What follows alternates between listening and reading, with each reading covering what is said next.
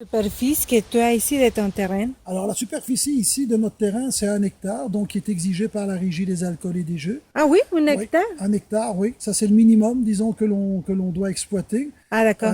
Bien sûr, devant vous, en fait, on a quand même 4500 plants cette année Ah, que l'on a plantés. On vient de les planter, ça fait à peine 3 semaines, donc c'est sûr qu'on va seulement commencer à récolter le fruit, si tout va bien avec la température, à peu près à la mi-août. On a entre 5 à 7 semaines, disons, de ok. cueillir le fruit. Ok. Vous savez planter les tomates et combien de variétés? On a 6 variétés. Six Six variétés. variétés, dont 3 pour faire notre sec et 3 autres pour en faire notre moelleux. D'accord. Vous savez faire la plantation quand? Alors, cette année-ci, on a planté le 12 juin, toujours à la dernière lune de juin. Il faut toujours attendre que la dernière lune soit passée pour ne pas avoir de risque de gel. Et pourquoi la lune? Travaillez-vous en bio? Moi, je travaille en biodynamie, Oh. absolument. Donc, ça, c'est tout un avantage aussi. Bon, pour tout ce qui est maladie, tout ce qui est production aussi, ça a son importance. D'accord. Et quand est-ce que c'est la vendange?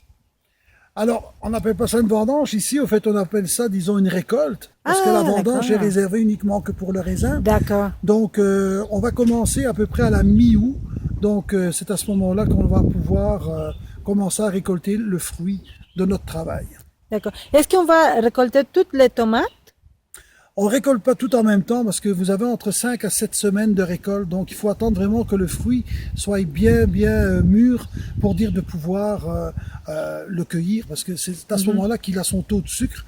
Et il faut justement son taux de sucre pour en faire vraiment un produit Ah, intéressant. d'accord. Donc il faut vraiment que les tomates soient rouges. Absolument. Moelleux. Rouge ou jaune.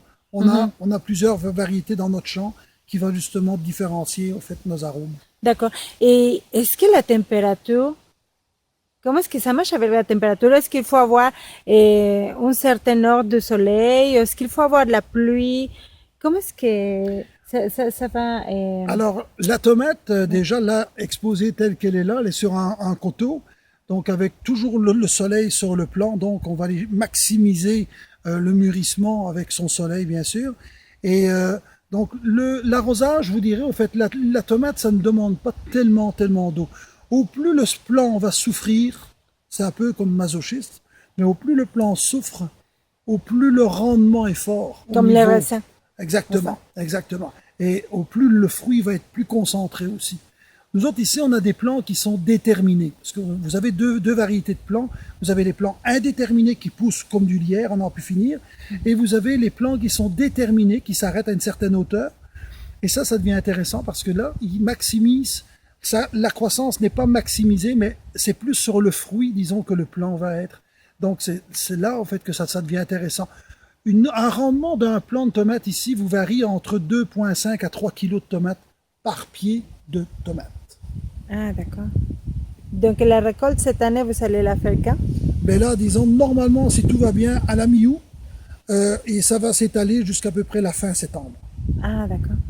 Vous savez combien de personnes pour faire la récolte? Alors la récolte, disons en général, on est toujours 2, 3 en fait pour récolter parce que bon, on récolte une journée sur 2 et au fur et à mesure que notre récolte se fait, le fruit bien sûr est lavé et ensuite il est concassé pour être transporté en congélation. Ah, C'est que d'accord. la congélation, ça nous permet bien sûr de garder notre matière première, disons, intéressante aussi, pour qu'elle ne pourrisse pas non plus. Mais la congélation, ça vous casse la molécule. Donc ça devient intéressant parce que ça va vous donner plus de rendement au niveau du jus et la congélation va concentrer les sucres. Et c'est à ce moment-là qu'après la congélation, quand on met en cuve, que l'on va calculer le Brix du fruit afin de déterminer le taux de sucre que l'on a dans le fruit. C'est quoi le Brix? Le Brix, c'est le taux de sucre justement qu'il y a dans le fruit, afin de déterminer quelle est la quantité de sucre que l'on va rajouter pendant sa fermentation. D'accord, donc s'il y a beaucoup de pluie, ça ne frappe pas les tomates.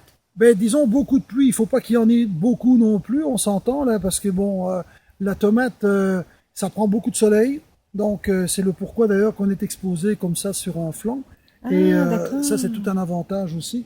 Mais une fois que le fruit commence à être sur le plant, à peu près début août, à la deuxième semaine du mois d'août, on va commencer à effeuiller. On effeuille tous les plants, donc on enlève toutes les feuilles pour maximiser justement le soleil sur le fruit, pour aller d'accord. chercher son taux de sucre.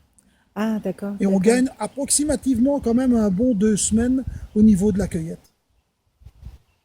D'accord. Merci beaucoup, Michel. Michel. Pascal. Mich. Pascal. Pascal Mich.